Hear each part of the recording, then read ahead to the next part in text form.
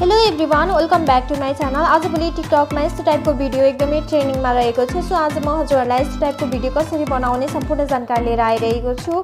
So भिडियोलाई बिचमा skip नगरिकन अन्तिमसम्म हेरिदिनु होला।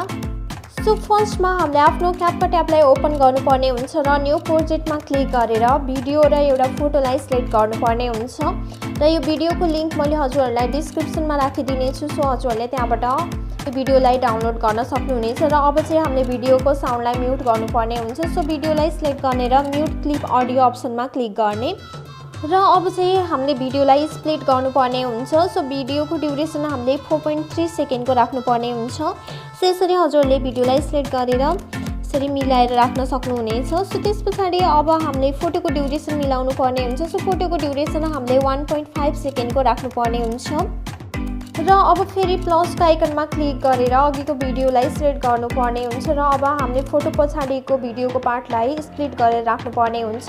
सो फोटोको ड्युरेसनको लास्ट पोइन्टमा जाने, त्यहाँबाट स्प्लिट गर्ने र अगाडिको पार्टलाई सिलेक्ट गरेर डिलिट गर्नुपर्ने हुन्छ।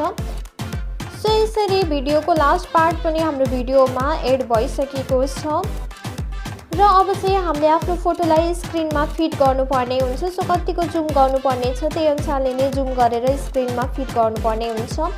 सो मैले चाहिँ फिट गरिसकेँ र अब चाहिँ हामीले आफ्नो फोटोमा एनिमेसन लगाउनु पर्ने हुन्छ। सो एनिमेसनमा क्लिक गर्ने, इनमा क्लिक गर्ने र फर्स्टमा रहेको फेड इन भन्ने अप्सनमा क्लिक गर्ने र त्यसलाई फुल गरेर टिक अप्सनमा क्लिक गरिदिने। सो अब फेरि फोटोको स्टार्टिङ पोइन्टमा आउने र इफेक्टमा क्लिक गर्ने र भिडियो इफेक्टमा क्लिक गर्ने र अब चाहिँ हामीले पार्टी अप्सनमा क्लिक गर्नुपर्ने हुन्छ र थर्डमा रहेको फ्ल्यासिङ फ्रेम भन्ने अप्सनमा क्लिक गर्नुपर्ने हुन्छ र टिक अप्सनमा क्लिक गर्नुपर्ने हुन्छ र यो इफेक्टको ड्युरेसन हामीले फोटोको ड्युरेसन जति छ त्यतिमै मिलाएर राख्नुपर्ने हुन्छ।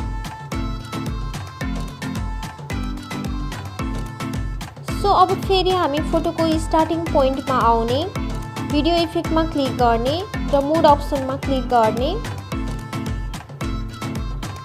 र थर्डमा रहेको कोलाजन स्पार्स भन्ने इफेक्टलाई चुज गर्ने र टिक अप्सनमा क्लिक गर्ने र यसको ड्युरेसन पनि हामीले फोटोको ड्युरेसन जति छ त्यतिमै मिलाएर राख्नुपर्ने हुन्छ। सो मैले फोटोमा इफेक्ट पनि लगाइसकेँ र अब चाहिँ हामीले अडियोलाई एड गर्नुपर्ने हुन्छ। सो ब्याक गर्ने, अडियो अप्सनमा क्लिक गर्ने, एक्सट्र्याक्टमा क्लिक गर्ने र भिडियोलाई सिलेक्ट गर्ने र इम्पोर्ट साउन्ड ओन्ली अप्सनमा क्लिक गर्ने। सो हजुरहरूले देख्न सक्नुहुन्छ हाम्रो भिडियोमा साउन्ड पनि एड भइसकेको छ।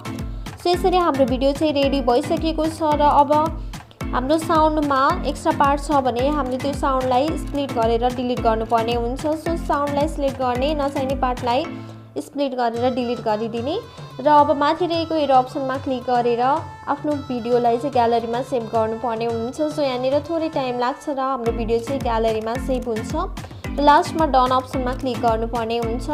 सो यसरी हजुरहरूले भिडियो रेडी गरेर आफ्नो टिकटकमा अपलोड गर्न सक्नुहुनेछ। सो आजको लागि यति नै। भिडियो कस्तो लाग्यो कमेन्ट बक्समा कमेन्ट गर्नुहोला र आगामी दिनमा यस्तै टाइपको भिडियो एडिटिङ हेर्न चाहनुहुन्छ र च्यानललाई सब्सक्राइब गर्नुभएको छैन भने च्यानललाई सब्सक्राइब गरी नजिक रहेको बेल आइकनलाई पनि प्रेस गरिदिनु होला। Thank you so much. Bye bye, see you.